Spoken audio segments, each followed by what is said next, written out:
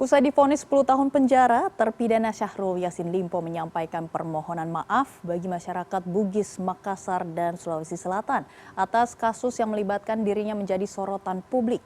Dan SYL juga mengaku menghargai keputusan majelis hakim dengan hukuman 10 tahun penjara serta denda 300 juta rupiah.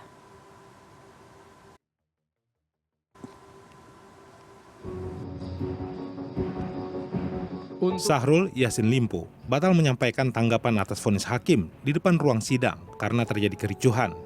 Dia kembali ke ruang sidang dan menanggapi vonis 10 tahun yang dijatuhkan hakim kepadanya. Syahrul mengaku sebagai orang yang patuh dengan hukum, dia menghargai kesimpulan majelis hakim tipikor. Menurutnya hal ini bagian dari risiko sebagai pemimpin yang harus dipertanggungjawabkan. Selain kepada keluarga, SYL juga mengaku meminta maaf kepada masyarakat Sulawesi Selatan.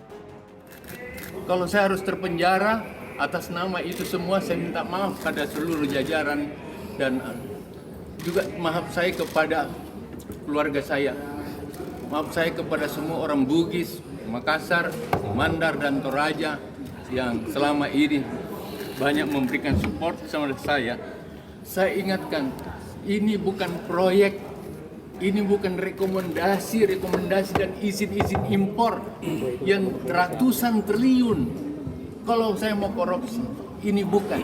Yang ditarik adalah skincare, yang ditarik adalah pembelian parfum dan lain-lain.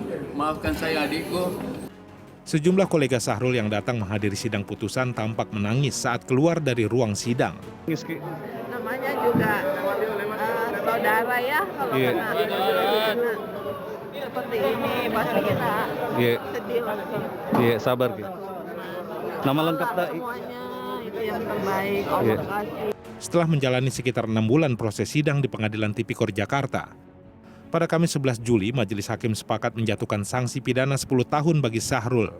Syahrul juga dikenai denda 300 juta rupiah. Syahrul juga diwajibkan membayar uang pengganti dari sejumlah uang yang diterimanya, yakni 14,1 miliar rupiah dan 30.000 dolar Amerika Serikat. Dengan ketentuan, jika harta benda Syahrul tidak mencukupi untuk membayar uang pengganti, maka akan diganti dengan kurungan selama 2 tahun. Syahrul Yassin Limpo menjadi terdakwa atas dugaan pemerasan dan gratifikasi saat menjabat sebagai Menteri Pertanian sejak 2019 hingga 2023. Kerugiannya mencapai 44 miliar rupiah. Selain didakwa memperkaya diri sendiri, sumber uang dari Kementan juga digunakan untuk keluarga dekat Syahrul, mulai dari istri, anak, hingga cucu.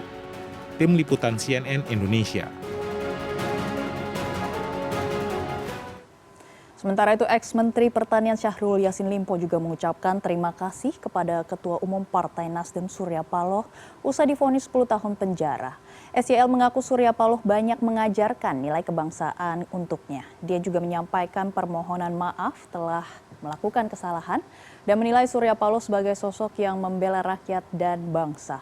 SYL tidak merinci lebih jauh maksud ucapan terima kasihnya untuk Surya Paloh, namun pada 19 Juni 2024 lalu, melalui kuasa hukumnya, Jamaluddin Kudubun, SYL merasa telah ditinggalkan oleh Partai Nasdem. Tidak hanya kepada Surya Paloh, SYL juga mengucapkan terima kasih kepada Presiden Joko Widodo karena telah memilihnya menjabat sebagai menteri untuk mengambil sejumlah kebijakan. Dia mengaku akan bertanggung jawab dengan semua kebijakan yang sudah dikeluarkannya. Saya menyampaikan terima kasih saya pada Joko Widodo sebagai Presiden yang menunjuk saya sebagai menteri mengambil kebijakan-kebijakan dan pada saat itu harga pun dapat dikendalikan seluruh Indonesia. Saya sampaikan terima kasih Pak Jokowi memberi saya kesempatan sebagai menteri. Apapun akibat dari sebuah kebijakan, ini resiko jabatan bagi saya. Terima kasih Pak Surya Paloh yang selalu mengajarkan saya terhadap masalah kebangsaan. Maafkan saya kalau tentu sebagai manusia ada yang keliru.